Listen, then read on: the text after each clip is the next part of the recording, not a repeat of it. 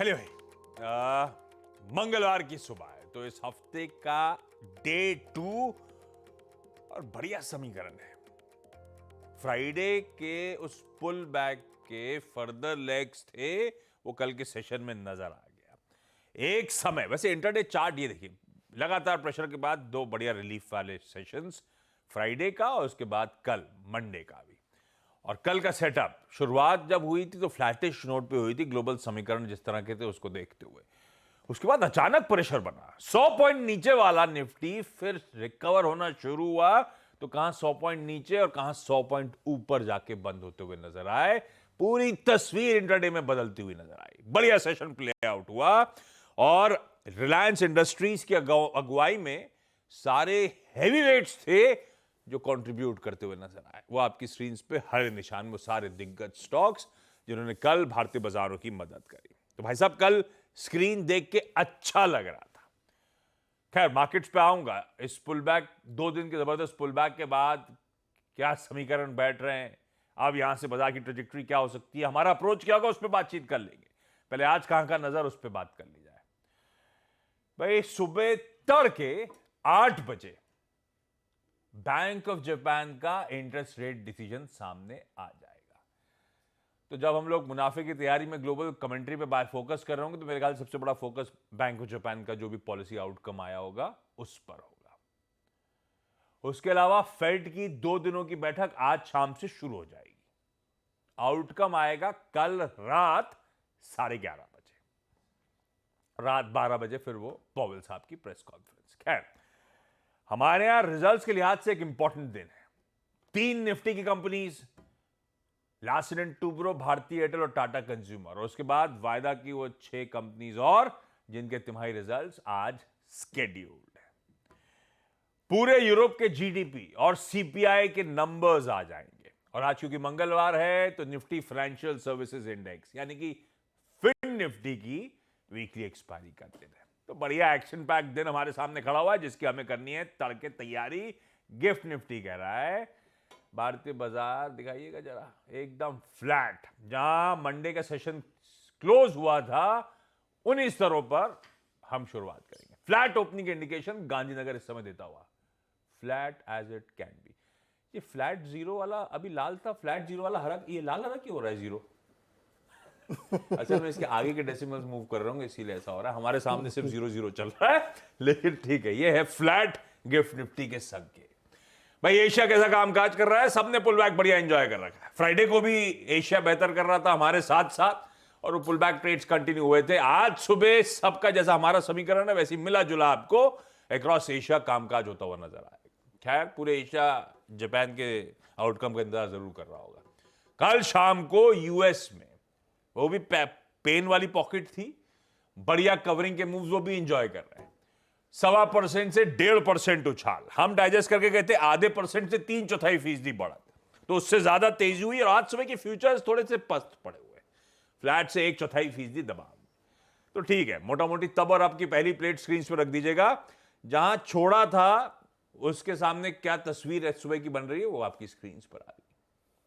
आज वेरिएबल्स भी ऐसे कुछ नहीं जो बहुत ज्यादा मूव कर रहे हो, क्रूड जरूर कुछ करेक्टेड कामकाज कर रहा है। तो ऐसे में ग्लोबली मूड कैसा है? नीरज जी बगल में 10 से बातचीत और वीरू बताएंगे सारे इंपॉर्टेंट निफ्टी बैंक की स्ट्रैटेजी। असल में नीरज जी की 2 रिस्पॉन्सिबिलिटीज हैं तो वो इसलिए कंफ्यूज हो गया। स्टॉक्स न्यूज भी कह रहे थे, मैं बताऊंगा। गलत। हाँ, वीरू बता रहे हैं आज। नहीं, आपने कहा था ये, और आपने ये कहा था कि मैं 12 घंटे रोज काम करता हूँ लेकिन अब मैं प्रोडक्टिविटी भी बढ़ाऊंगा। हाँ, तो इसलिए मैं सेंस बताऊंगा। अच्छा, कल अड्डा के डिबेट में टिल्ट फाइनली किस तरफ निकल के आया? 70 घंटे सब हाँ कर रहे हैं क्या?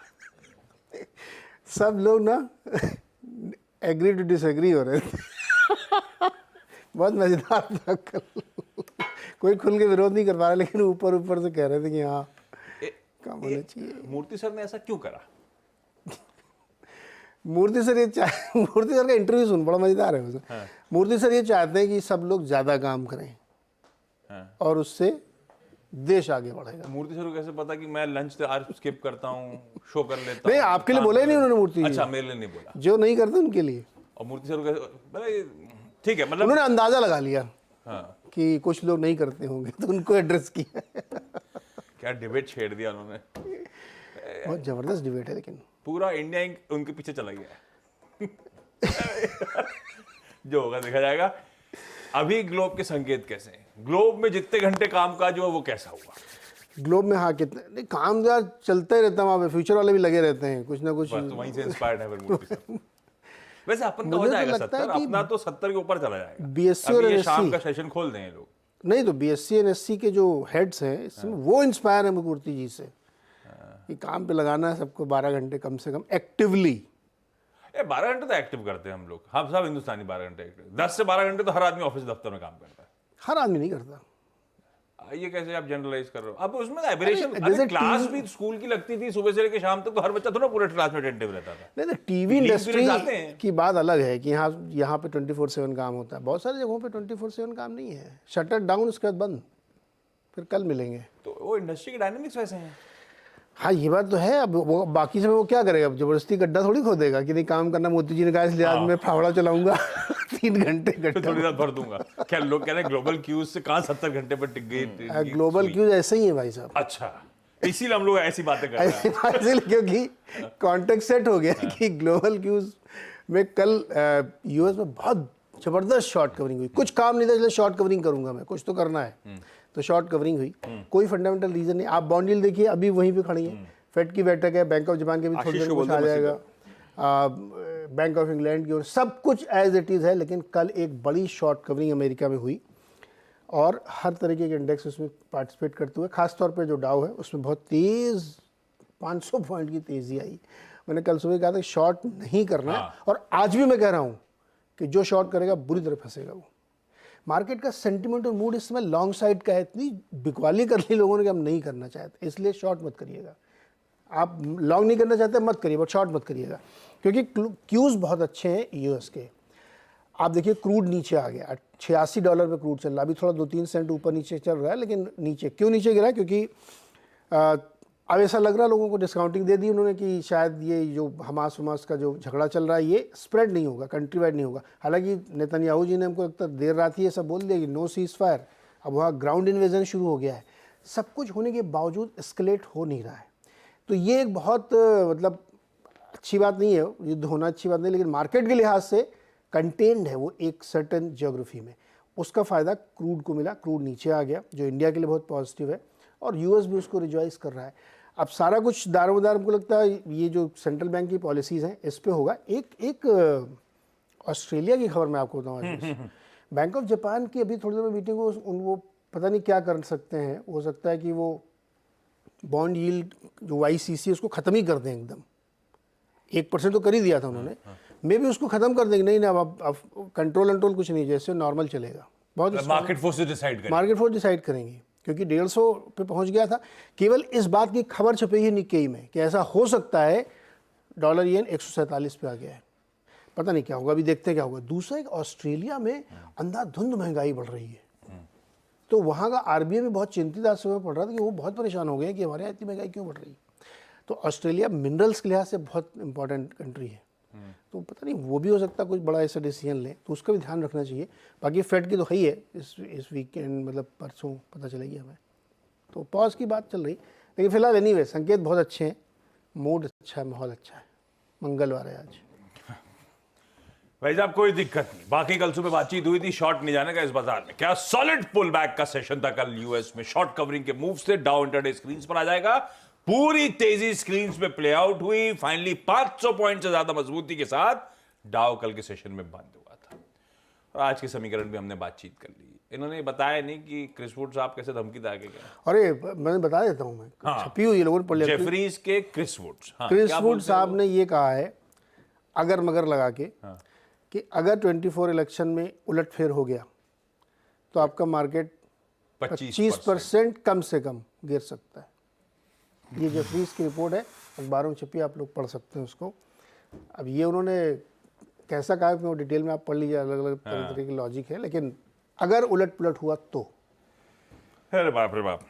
तो एक इंडस्ट्री इवेंट में थे क्रिस वुड साहब, तब उन्होंने ये बात कही कि अगर उलटफेर हो गया 2024 इलेक्शंस में तो इंडियन मार्केट्स 25% तक करेक्ट हो सकते हैं। अभी से क्यों सोचना है उलटफेर, देखा जाएगा। बहुत टाइम है, 6 महीने अभी तो। भाई साहब, लेकिन ठीक है, इलेक्शंस की प्रोमिनेंस इंपॉर्टेंट समझ में आने लगी बाजार को जैसे जैसे हम पास जाएंगे। अभी स्टेट इलेक्शंस काफी हद तक और तड़का ऐड कर देंगे। खैर, अब आइए कल का स्क्रीन बाजार रखिएगा, कल का स्क्रीन्स पर।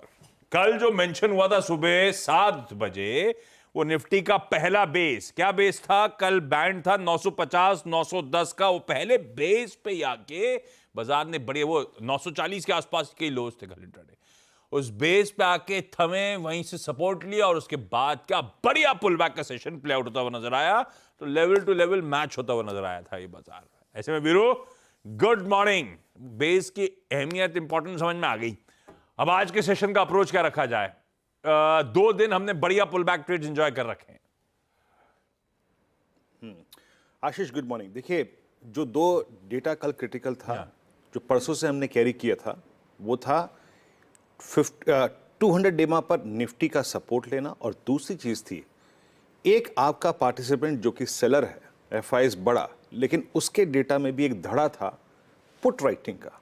वो कन्विक्शन दे रहा था कि बेस 1 पे अगर मिल जाए तो बाय जरूर करिएगा। निफ्टी का भी डॉट वही रहा आशीष, निफ्टी बैंक का भी वही रहा, एग्जैक्टली 42,400 की डिजेक्ट्री, और वहीं से जाके आपने 43,037 मॉर्निंग कमेंट्री का लेवल था, क्लोज आया 43,039 पे, एग्जैक्टली बेस से रेजिस्टेंस तक गया। ये निफ्टी थोड़ा सा आरएस से ऊपर चला गया, लेकिन कल के 2 फैक्टर थे। वो था रिलायंस आपके पास था, स्ट्रॉन्ग नंबर्स और उसका रिएक्शन आपके पास था, वो हल्का सा एडवांटेज निफ्टी पे प्लस और रहा, अदरवाइज ये भी अपनी रेंज में रहता।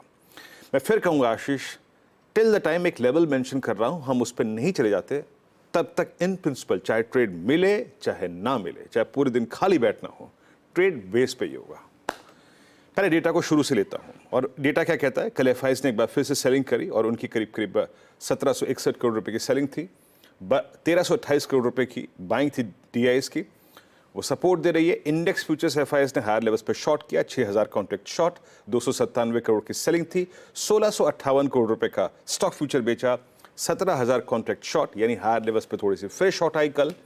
और जहां तक इंडेक्स ऑप्शंस का सवाल है आशीष, 1,37,000 कॉल शॉर्ट, ये थोड़ी सी हायर स्ट्राइक्स की कॉल शॉर्ट हुई हैं, but 3,22,000 put, again put short, यानी बाजार जब कल ऊपर आया वो अपने साथ साथ एक बेस और ऊपर लेके आ रहा है, जिसको आपको रिस्पेक्ट देनी पड़ेगी, और जब आप बाय करेंगे तो आपको उस बेस पर ही बाय करना है।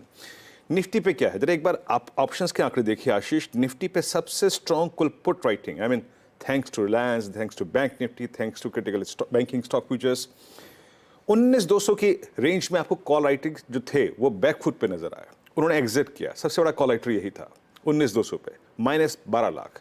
और सबसे स्ट्रॉन्ग पुट राइटिंग इंट्राडे में कल किसी स्ट्राइक पे हुई है तो वो है 19,000 की स्ट्राइक, उसके बाद 19,100 पे करीब 34 लाख की। तो 19,100 और 19,000 के बीच में सबसे स्ट्रॉन्ग पुट राइटिंग हुई है, और यही चीज स्टैट्स आपको क्लियरली नजर आएंगे पिरामिड से कि आपको 19,000 और 19,100 के बेस को रिस्पेक्ट देनी है। वो आपका बेस है जहां से बार बार ये निफ्टी शूट अप होगा, और ऊपर की तरफ अब कोई भी क्रिटिकल लेवल है तो वो है 19,300 एज पर ऑप्शन स्टैट्स। आशीष, मेरी अप्रोच ये रहेगी, आज रेजिस्टेंस में आपको एक चीज नजर दिखे आएगी, और वो है टी ब्रैकेट में, and that means toughest resistance आपकी स्क्रीन पे आएगा 19,205 256, बट 19,277 ये एक फॉलिंग एवरेज है, प्लस 304। हर ट्रेड को इसी को टारगेट मान के लेना है, और इसलिए कह रहा हूं क्योंकि आपको बेटर रिस्क रिवॉर्ड रेशियो रखना है। बेस 1 याद रखिएगा, किसी भी सर्कमस्टेंसेस में 19,084 19,044 ये, या फिर प्रीवियस क्लोज -10-20 पॉइंट्स, ये मिले तभी बाय कीजिएगा, अदरवाइज नहीं। कोई भी गैप अप सस्टेन नहीं करेगा as per the stats. Base 1 पे बाय कीजिएगा, बेस्ट ट्रेड वही है। और एक और बात फिर कहूंगा, 277 और 19,304 इसको टारगेट मान के अपने ट्रेड में एंटर करिएगा। नो लॉन्ग्स बिलो 19,000, याद रखिएगा, ये हमारा अब ऑप्शन बेस है। निफ्टी बैंक क्लोज अच्छा था, बट एक चीज याद रखिएगा आप, कल बहुत स्ट्रॉन्ग फोर्सेस ने 43,000 की पुट से लेकर 42,000 की 500 की पुट तक बहुत स्ट्रॉन्ग कन्विक्शन दिखाया, बहुत स्ट्रॉन्ग एडिशन हुआ है। अगला बड़ा कॉल राइटर जो कि प्लेस्ड है वो है 43,500 की ट्रेजेक्ट्री, यानी 4300 बेस 42500 बेस और टफेस्ट रेजिस्टेंस है 43500। बट एक पेच है, याद रखिएगा, निफ्टी बैंक का 200 day exponential moving average plus falling 10 day मा, प्लीज डायरेक्टर साहब रेजिस्टेंस की प्लेट लेके आएंगे प्लीज एक बार। निफ्टी बैंक का 200 day exponential moving average plus falling 10 day मा 43220 43300 है। ये सबसे टफेस्ट 80 पॉइंट है बैंक निफ्टी के लिए। तो अप्रोच क्या रखेंगे हम? बाय है हमारा Nifty Bank, no doubt about that as per the stats, but closer to base one. Closer to base one मतलब 25, 20, 30, 50 पॉइंट प्लस माइनस हो सकते हैं, but closer to base one. अपने सभी लॉन्ग ट्रेड को हमें चेक करना है 43220 और 43300 की ट्रेजेक्टरी में। पार नहीं हुआ, स्ट्रगल कर रहा है, बुक करिए, और अगर ये क्रॉस हो गया तो अ स्विंग टुवर्ड्स 518624 पॉसिबल है। बट ये दो सबसे टफ जोन रहेंगे बैंक निफ्टी के लिए। आशीष, बहुत बढ़िया। ये है अप्रोच निफ्टी का, निफ्टी बैंक का। बेस को रिस्पेक्ट करिए, लेवल स्क्रीन पे ब्यूटीफुली मेंशन प्रोड्यूसर साहब ने रख भी दिए। चलिए भाई, आज के स्टॉक्स न्यूज भाई जो मिस हो आप भी देखते रहना। पहले तो 4 वायदा बाजार की कंपनीज के नंबर्स एक्सप्लेन करते हैं, ज्यादा डिटेल में जाने का नहीं, 8:30 बजे जाएंगे। जो इंपॉर्टेंट है उनको मेंशन कर रहा हूं। मैरिको पहला नंबर था। टॉप लाइन तो इनलाइन टाइप्स है, पर ऑपरेशनली थोड़ा सा बेहतर है, तो डिसेंट नंबर्स, अच्छे नंबर्स हैं कह लीजिए। आय फ्लैट है एकदम जैसा एक्सपेक्टेड था, पर उसके नीचे इबिटा 15% बढ़ गया, मार्जिन 17.3 से बढ़कर 20.1, यानी कि 2.3% के आसपास कह लीजिए मार्जिन में जंप है। एक्सपेक्टेशन से 30-40 बेसिस पॉइंट बेहतर ही है, और इसीलिए मुनाफा 17-17.5% का जंप। पर वो टॉप लाइन म्यूटेड, वो डिमांड सेंटिमेंट ठंडे ही है, वो अलग कहानी। ऑपरेशनली बेहतर है, इसलिए मिक्स्ड है। कहना चाहिए अगर नंबर्स पर्सपेक्टिव में रखने हैं तो बेहतर ही नजर आएंगे। दूसरा नंबर था डीएलएफ। कल चर्चा हो रही थी कमाई का अड्डा में, एक्सपर्ट्स पिक दिए जा रहे थे रियल एस्टेट पे, कोई गोदरेज प्रॉपर्टीज, कोई डीएलएफ। बढ़िया इसमें प्राइस एक्शन था, बढ़िया ओआई बिल्डअप हो रहा था, नंबर से पहले ही हरकत थी। नंबर्स डिसेंट आए। कलेक्शंस 23,360 करोड़ के आसपास, जो अब तक के हाईएस्ट एवर है। नेट कैश पॉजिटिव हो चुके नेट डेट से। डेट था 57 crore rupees Q on Q, अब 142 करोड़ रुपए पॉजिटिव होते हुए। बाकी के डिटेल स्क्रीन पे चलते जाएंगे। नंबर्स ठीक ठाक है डीएलएफ के, अच्छे हैं नंबर्स कहना चाहिए। तीसरा वायदा का नंबर था टीवीएस मोटर्स का। टीवीएस मोटर्स की on the face of it earnings तो अच्छी हैं, क्योंकि बाकी वॉल्यूम्स के नंबर तो पता ही रहते हैं, कितनी बाइक्स बेची, हर मंथ का अपडेट आता है। किस भाव पे बेटा और मिक्स क्या था वो नहीं पता था, मतलब कितनी प्रीमियम बिकी, कितनी एंट्री लेवल बिकी, रियलाइजेशंस कैसे रहे वो नहीं पता था। तो वो पिक्चर क्लियर हो गई है, एक्सपेक्टेशन तो बेहतर रियलाइजेशंस हैं। तो आय बढ़ी 13% के आसपास, उसके सामने बीटा 22% बढ़ा, मार्जिन 10.2 से बढ़ के 11.1, 90 बेसिस पॉइंट्स का इंप्रूवमेंट। बाजार उम्मीद थी 10.2 से बढ़ के 10.9, तो 20 बेसिस पॉइंट वो भी बेहतर ही नंबर आ गया है, और मुनाफा 32% जंप करता हुआ। तो नंबर से कोई कंप्लेंट नहीं, बेहतर earning, strong earnings TVS Motors की तरफ से। चौथा वायदा का नंबर है जीएमआर एयरपोर्ट्स इंफ्रास्ट्रक्चर, या जिसे जीएमआर इंफ्रा कहते हैं। अच्छे नंबर्स हैं, दिल्ली वाले इतना ट्रैवल करेंगे तो जीएमआर एयरपोर्ट्स का अच्छे नंबर क्यों नहीं होंगे।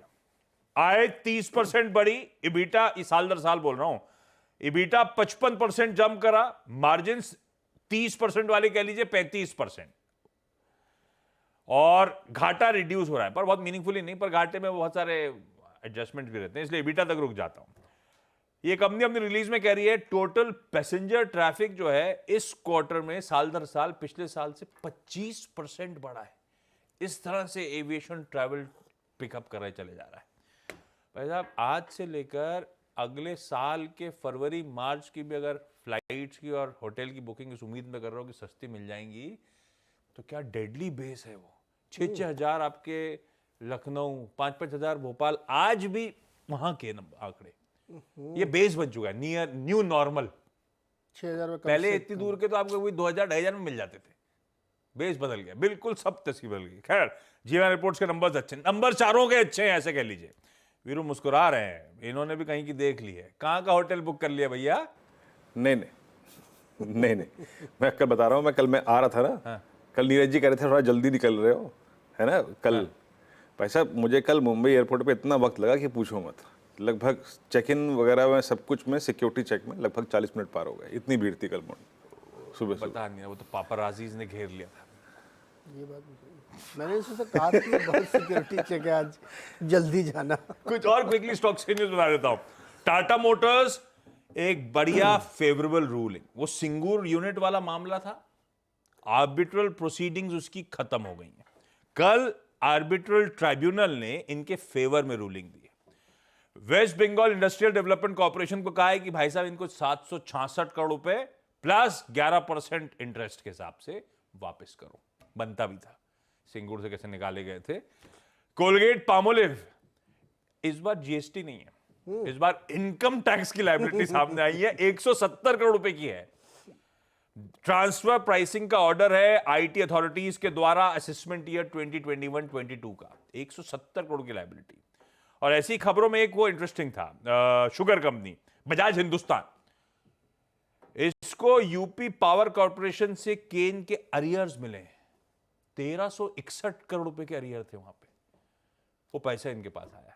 ये कुछ खबरें, बाकी रिजल्ट मैं आप 8:30 बजे बातचीत करूंगा। ये इंपॉर्टेंट सब चीजें सुबह सुबह जो डिस्कस करनी थी कर डाली। कोई छोटा सा ब्रेक के उस पार इवेंट्स कैलेंडर और कमोडिटी स्ट्रैटेजीज।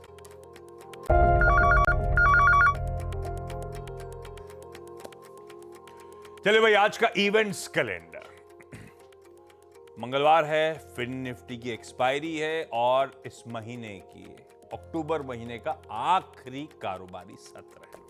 इसीलिए साल खत्म होने को आ गया, नवंबर में आ जाएंगे हम लोग कल से।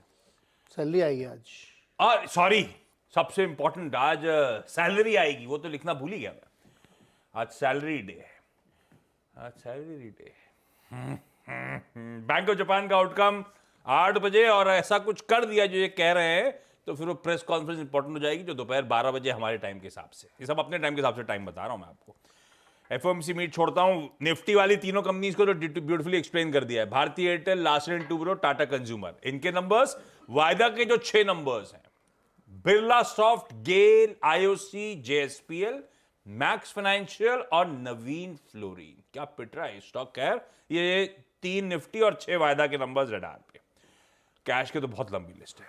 आरती सर्फेक्टेंट्स का रिजल्ट आज आना है, प्लस बोर्ड फंड रेजिंग पर विचार करेगा। एडीएफ फूड्स के रिजल्ट्स के साथ साथ बोर्ड स्पेशल डिविडेंड डोल आउट करने पर विचार करेगा। एक्स डिविडेंड में बालकृष्ण इंडस्ट्रीज 4 रुपए, सैस्किन 12 रुपए, और बाकी जो है मीनिंगफुल नहीं है, आपकी स्क्रीन पर आ जाएंगे। शाम को 4 बजे हमारा फिस्कल डिफिसिट का नंबर आएगा।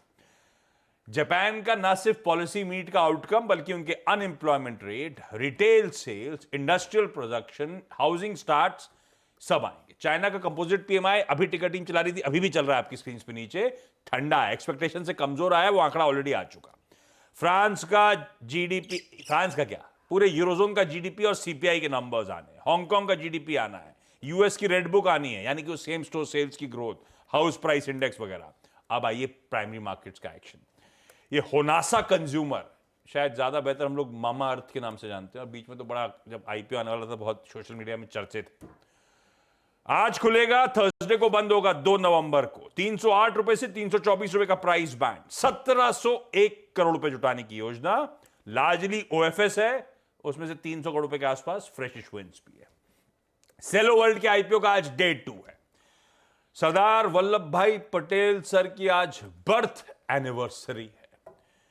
आज पीएम मोदी मेरी माटी मेरा देश का कल्मिनेशन इवेंट एड्रेस करेंगे। दरअसल आजादी का अमृत महोत्सव आज की इवेंट के साथ क्लोजर हो जाएगा, खत्म हो जाएगा। पर आज मेरा युवा भारत नाम का प्लेटफॉर्म लॉन्च करा जाएगा, यूथ जो है कंट्री के, उनको टारगेट करने के लिए। इंदिरा गांधी जी की डेथ एनिवर्सरी आज है, और cricket world cup Pakistan versus Bangladesh, दोपहर 2 बजे ये मुकाबला है। और वीरो, आज करवा चौथ की ईव है। लंबी उम्र चाहते हैं तो जाके कुछ खरीद लीजिए, कहीं खा पी लिया किसी ने तो प्रॉब्लम हो जाएगी। हाँ, निकल जाइएगा। अच्छा, कोटक सिक्योरिटीज के रविंद्र राव साहब भेज रहे हैं आज की कमोडिटी स्ट्रैटेजीज। ये नीरज जी का सही है, कोई कुछ भी खाए अपने को की फर्क पैंदा, अपने पे कोई शनि भारी नहीं कोई होगा। क्वेश्चन नहीं।